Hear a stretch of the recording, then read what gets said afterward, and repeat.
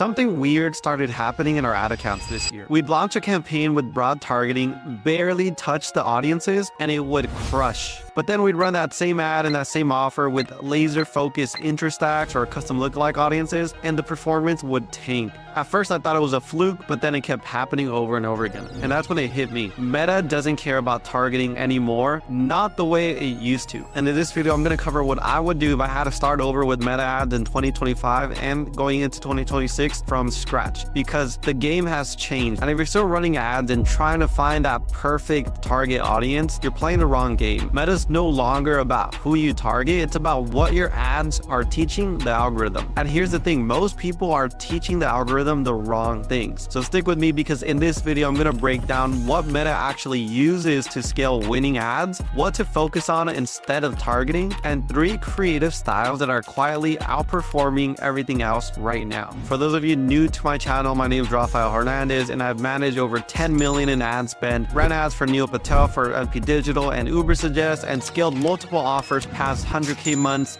and $1 million months using AI-powered marketing strategies. Also, I used to be a software engineer at Microsoft, but I took a turn and now I engineer profitable ad accounts. Let's talk about why targeting is no longer the move. So Meta's machine learning doesn't need you to pick the perfect audience. It just needs you to send the right signals so that I can learn from. And when you give it the right signals, it starts doing the targeting for you. But here's the catch. If your attribution and tracking is messy or not set up correctly, or your creative attracts the wrong people because it has bad messaging, Meta can't properly learn. Your ad account becomes noisy and the algorithm gets confused and your ads get expensive. So the real question is, how do you give Meta the right signals? Let's break it down. The first thing I have to do is really spend time mastering and really understanding attribution, tracking, pixel, how to set up CAPI, how to understanding what UTM parameters are and how to use them, custom events versus standard events. All of this is super critical and foundational when running Meta ads. Think of it like this. You're trying to teach a kid how to hit a baseball, right? But every time he swings, you're standing behind the wall shouting, "Good job," or "Try again," without showing him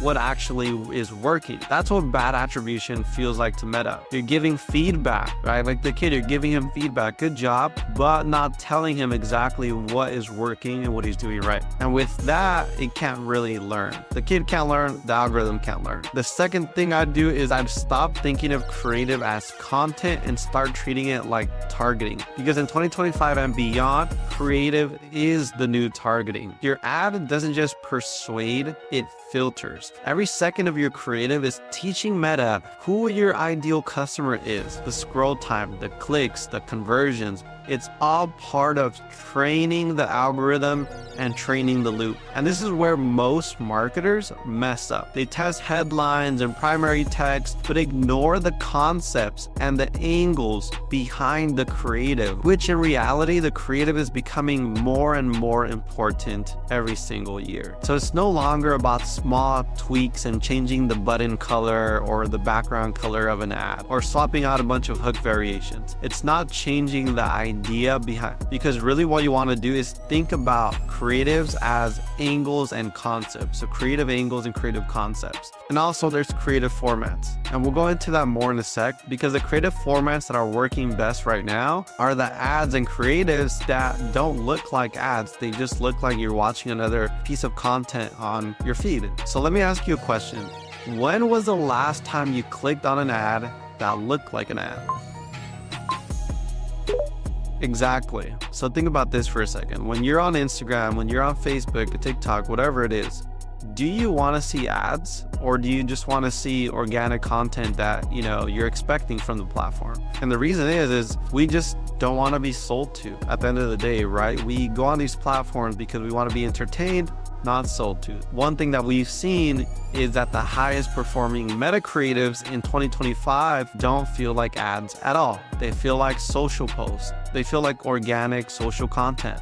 Founder selfie videos, TikTok style rants, unpolished screen recordings, casual screenshots with text. They're raw, they're real, and they convert like crazy. And the reason is because they blend into the feed and they don't interrupt it like normal ads do. And here's the wild part. They're actually outperforming polished agency styled creatives by 30 to even 40% sometimes even more. And we've seen 30K month offers scaled off of a single, unedited raw selfie video. So what would I do if I had to start over Meta ads in 2025 and 2026? I built 3 things. One is a simple and a clean funnel with proper tracking setup. And the second thing I do is focus a lot more energy and attention into the creatives. The third thing I do is I would build a system for testing creative concepts, not just formats, right? I'd test storytelling, frameworks,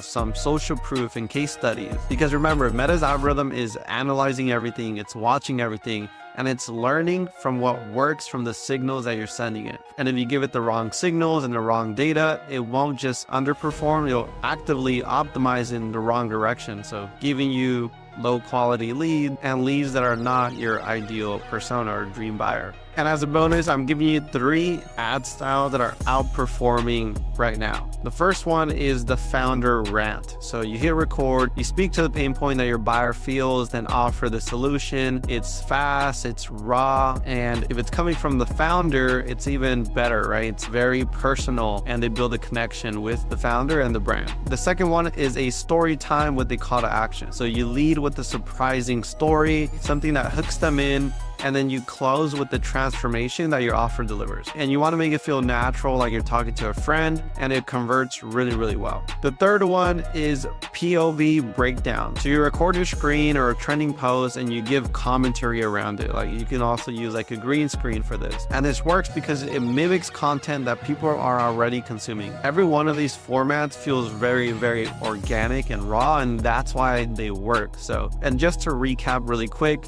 number 1, Meta doesn't need targeting as much as it used to. It just needs the right signals. Number 2 is your tracking is your foundation. Attribution is how you train the algorithm. You have to send it the right signals. Number 3 is creative is your new targeting. It's how you teach Meta who buys, and you really want to test different creative angles, concepts, and formats. And if you want our agency to set up this exact system into your business, that's exactly what we do at Great Marketing AI. We'll help you launch smarter campaigns with tracking that works, creative that converts, and a system that scales. So book a call using the link in the description. And if this opened your eyes just a little bit, hit that like button, subscribe, and stay tuned for the next one.